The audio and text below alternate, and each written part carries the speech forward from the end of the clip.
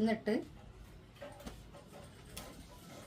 ഈ തുണി, ഇവിടുത്തെ തുണി ഉണ്ടല്ലോ, താഴ്ഭാഗത്തെ തുണി, അതിൻ്റെ നീളം ഇതിൻ്റെ നീളം ഉണ്ടായിരിക്കണം.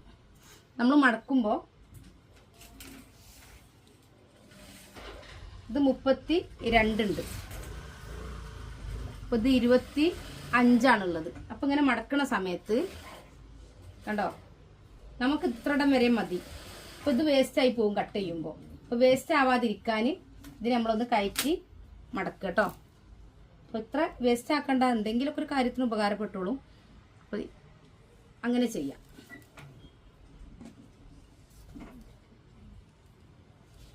എന്നിട്ട് ഇതേപോലെ മടക്കിയിട്ട്